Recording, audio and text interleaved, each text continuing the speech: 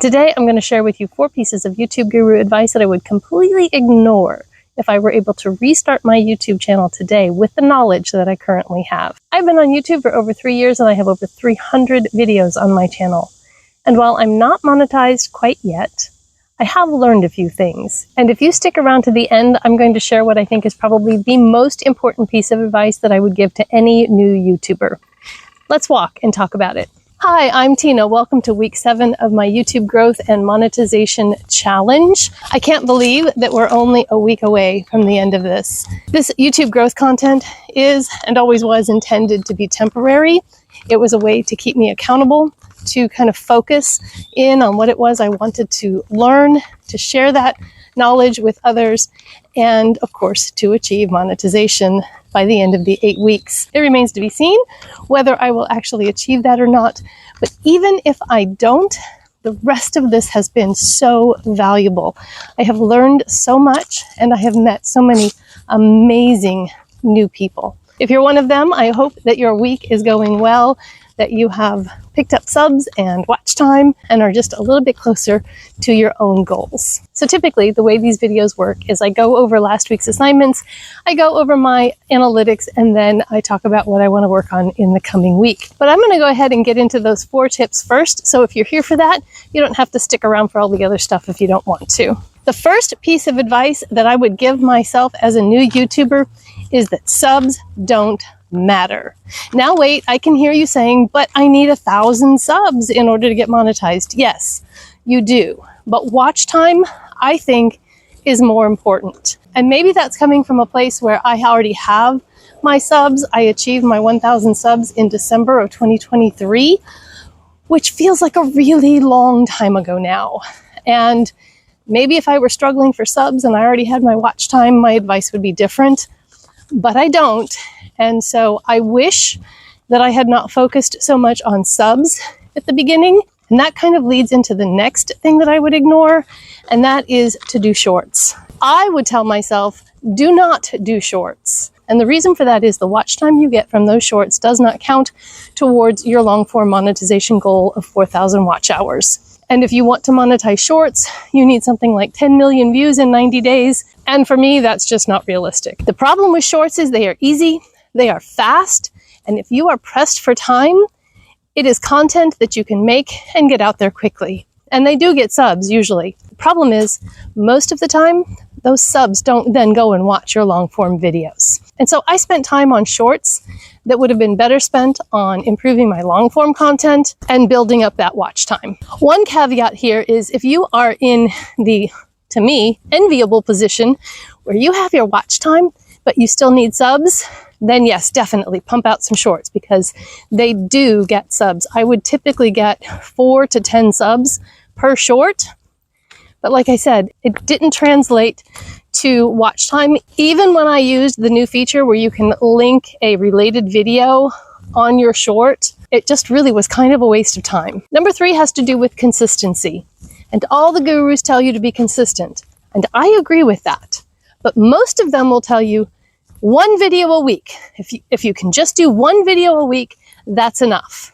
I'm here to tell you it's not. And the reason for this goes into the tip that I'm going to give you at the end, what I think is the most important advice I can give to new YouTubers. It is really hard to build momentum if you're only posting 1 video a week. I would tell myself, if I were a new YouTuber today, that I need to create 2 videos per week minimum. I'm going to sit and enjoy this little shady, quiet part of the park for just a little bit while I talk. What I'm basing this off of is that in November of 23, I decided to go from 1 video a week to 2 videos a week.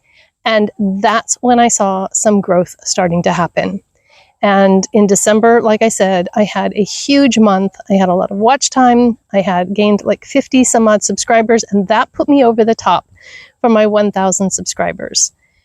That happened because I stepped up to 2 videos a week. Now, I'm not saying that infinitely more is better, because I do think that 2 to 3 is probably the sweet spot. 3 if you can manage it.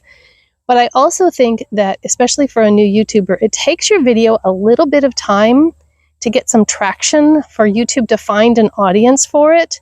And so if you're posting too frequently, then YouTube is going to ignore the video that they were working on finding an audience for and start working on your new video. And so if you're posting more than about 3 times a week, you start to, I think, cannibalize your own videos. I think you need to have at least an every other day cadence or an every 2 to 3 day cadence in order for YouTube to have time to find your audience. A lot of my videos start out kind of slow and then they start to increase as the days go on. And if you are starting to go up and then you insert a new video here, you run the risk of cutting that off and not seeing the growth that you might have on that video. But definitely more than 1 video a week. This next tip would have made tip number 3 so much easier for me, and that is forget the fancy editing. I did a video a couple of weeks ago all about this. I will link that in the cards if you want to see it. But especially if you are in the older millennial, Gen X, or boomer age category, our audience doesn't care about the fancy editing, and a lot of them actively dislike it. I was really into trying to figure out all of that retention editing stuff and do the flashy transitions and stuff coming in and titles and all of that kind of stuff, and it takes forever. And truly, with makeup content, there is a lot of editing that has to happen because there's a lot of stuff when you're putting on mascara. Nobody wants to sit there for 3 minutes and watch you put on mascara. You got to cut that or speed it up or something. So there's editing that has to happen. But I was trying to get way too fancy with it. And that was time that would have been better spent on working on another video and having 2 videos a week with minimal editing rather than 1 video a week with a lot of editing. So tip number 4 was forget the edit. All right, I think the sun is at a little bit kinder angle, and so I'm going to walk and find another nice place to sit. And while I do that, I'm going to let Office Tina tell you about my analytics for the week. If you're here for the advice that I would ignore and want to skip ahead to the most important advice that I would give a new YouTuber, I'll put a timestamp where you can go to so you can skip ahead to that and get what you came for. The rest of you, I'll meet you back here in just a second. All right, here we are checking out my analytics, and you can see here on the computer that we are looking at the week July 28th through August 3rd. I am tracking Sunday to Saturday. And on this, I had 785 views. I believe this is actually the worst week that I've had since I started this monetization journey, which is a little disheartening, but that's also just kind of the way YouTube goes sometimes. I had watch time of 66 hours for the week, and this says I gained 7 subscribers. So that's pretty cool. If I go to the content tab, I can see on my videos here that I had 11,600 impressions. My click-through rate was 3.6%, and my average view duration was 5.52. Scrolling down, I can see here that 46.2% of my traffic came from browse, and 13.8% came from search. I have started tracking this because I was watching a video from Alexis Serenoya. I think I said that right. And she was saying that she noticed when her browse traffic was higher, her videos performed better. So I just started putting that on my spreadsheet to see if that also held up for my videos as well. So let's go to my spreadsheet. I did update week 6. It seems like about a week after the analytics come in, if you check again, they've been updated. And I don't know if YouTube is like removing bot traffic or deciding what views are valid views and what aren't. But for me, it always goes down. Initially, when I put this on here, there was 1,000 views here, and now it's 896. This week, I've got 785 views. Kind of scared to see what that's going to go down to when I look at it in a few days, but it is what it is. I had 66 watch hours, which actually is not the worst week that I've had, and neither is this. The first 2 weeks that I did were actually worse. But the first week, I only had 1 video. Anyway, impressions were 11,600, and that also is not the worst week. My first week was the worst. My CTR was 3.6, and my average view duration was 5 minutes and 52 seconds. So if I look over here in the percent from browse, I've got 46.2% from browse this week and 13.8% from search. And looking here, the week that I had 51% from browse, the next week I had higher impressions and watch time and views. So it does seem like having more of your traffic come from browse is helpful. I just don't know how to make that happen. I feel like that's up to YouTube. So I think it's the thumbnail, title, packaging, probably keywords, that kind of stuff that help YouTube know what your video is about so that it knows who to push it to, that might affect impressions and browse and that sort of thing. So, but I don't know for sure. Anyway, it was kind of a meh week. It wasn't anything super spectacular, and it wasn't anything that like makes me want to cry or anything. So it just kind of is normal. One thing I do want to show you is I talked in this video about how you lose watch time. And so I am going to go here and select last 365 days. Okay. And you can see that if I'm looking at this here, I had 3.7 thousand watch hours in the last 365 days. However, that includes shorts, and those don't count for your 4,000 hours required for monetization. So how can I see this number without shorts in it? And if I come down here and click this See More, it opens up another window that has more detail. And down here, you can see that I have watch time, and it's that 3,681.8, but that includes shorts. So I am going to write down this number right here, this 3,681.8. Okay, this is giving me up to the minute. My Earn tab gives me watch time, but it's like 5 days behind. This will give me like current watch time. So then if I go up here to this filter and select content type, I can click on shorts.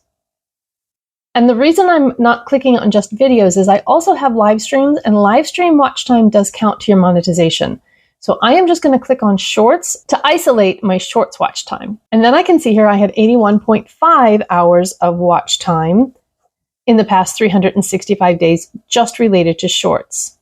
So if I take that 3,681.8 and subtract 81.5, the math is really nice and easy for me here.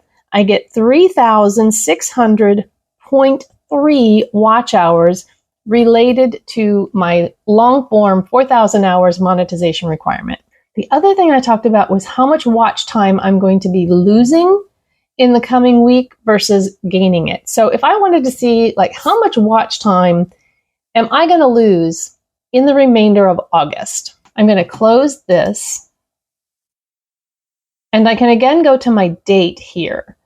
And today is August 6th. So I am going to choose a custom date, and I'm going to put in August 7th, 2023, and go to August 31st, 2023.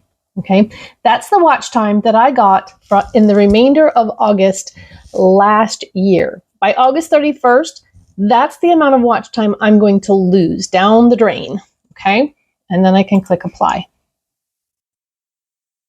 And so in that next 3-week period, I am going to lose 111.7 watch hours that I earned last August. In order to just break even between now and the end of August, I have to get 111.7 watch hours or I start going backwards.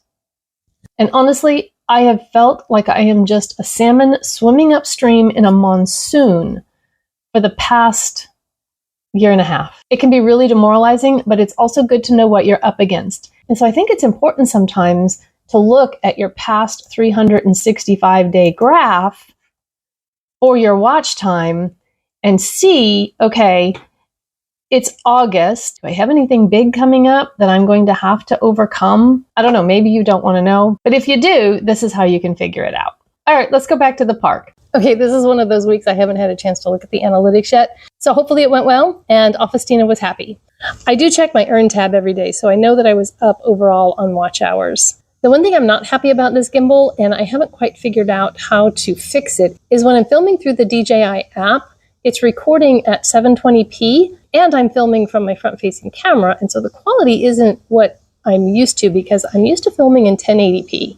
So I need to figure out a way to fix that, and if you could let me know down in the comments, I would really appreciate that. Error, I forgot to bring the screw-on tripod for the base of this gimbal, and I really wish I had it now that I'm sitting here at a picnic table. On to last week's assignments. I had given myself an assignment of making a list of the 5 to 10 videos that I thought would be the best and easiest for me to produce on my channel, and I did that. And I even filmed one of them right before I started filming this video. So yay me! I also filmed and uploaded a video that I have been struggling with for weeks. And that's the why it's so hard to try new things over 50 that I just put up on Friday. It'll be up in the cards and linked down below if you want to see that. I am really proud of that video. It was a departure from my normal beauty and lifestyle content, but it was a first foray into an area that I want to delve into more, and that's topics that are relevant and interesting to people in the older millennial and Gen X age brackets. So if you saw it and you liked it and you think I should continue in that direction for some of my videos, then please let me know down in the comments. I'd appreciate that. The other thing that I'm proud of this week is that I planned 3 videos, including this one, and for all 3, I planned the title and thumbnail first. And it really does make the first 8 seconds so much easier because you just kind of have to repeat your title and thumbnail in the hook. It's basically putting that thesis statement right up front where it belongs. This week, I am obviously just going to continue with what I've been building upon in the past 7 weeks, but I'm also going to start thinking about the basic content pillars that I want to have on my channel. And a content pillar is kind of like a broad topic that your videos could fall into. For example, I do a lot of beauty and makeup content, and so there are some really loud locusts over there. That's really rude of them. Anyway, a makeup and beauty channel, for example, might have content pillars of get ready with me videos, product reviews, tips and tricks, and hauls and empties. So those would be 4 kind of buckets that hold the content of your channel. And when you're planning your content calendar, you can make sure that you vary the kinds of videos that you're putting out by, instead of maybe not planning like next Monday I'm doing this exact video and Friday I'm doing this exact video, you could say on Monday I'm doing a get ready with me style and on Friday I'm doing a product review, and then next week, and so you can vary your content that way. So I want to develop 4 to 6 content pillars that can kind of guide my topic planning in the future so that my content remains varied and yet I don't end up ignoring something, because sometimes I look back and I'm like, wow, it's been a really long time since I just sat down and put on makeup or something like that. So I want to wrap my brain around that idea of content pillars and see how it can be helpful in planning my content calendar in advance. And now for the most important piece of advice I would give myself as a new YouTuber. Do everything possible to get monetized within the first year. When you don't get monetized within the first year, it becomes so much harder to get your watch time. And that is because every day you are not only gaining watch time, you are losing watch time. It's like filling a bathtub with the stopper pulled. And what's really bad is when in the prior year you had a video that did really, really well. Like I had in February of 2023. I put up an eyeshadow palette declutter and it popped off and I got several thousand views on it and I got over 1,000 hours of watch time, which was amazing and awesome. Until February of 2024 rolled around, and all of those watch time hours went down the drain. So if I have a watch time day where I get 25, 50, 100 watch hours, it's really cool, unless I look and see that I had 75 watch hours last year on this day that I'm losing. So I kind of have to be twice as good today as I was a year ago, because otherwise I'm just treading water. And that's kind of the purgatory that I have been in for at least a year and a half. So the advice I would give myself as a new YouTuber, get monetized in the first year. At least the first 18 months, because your first couple months you're probably not doing very much anyway. And so those watch hours aren't going to hurt as bad if you lose them. 2 videos at least every week, but probably no more than 3. Forget the fancy editing. It doesn't matter. And people in our age group don't like it anyway. No shorts. Don't waste the time or energy on shorts unless you get to your watch time and you still need subs. And just don't worry about subs. If you get the watch time, the subs are going to happen. And while I can't go back and start over, hopefully, if you're a new YouTuber, that advice is helpful to you. and you will soon achieve your monetization goals. If you're working on growing a YouTube channel as well, let me know how it's going down in the comments. Don't forget to subscribe, hit that like button, and I will see you next week with the wrap up of my YouTube growth and monetization journey. Bye-bye.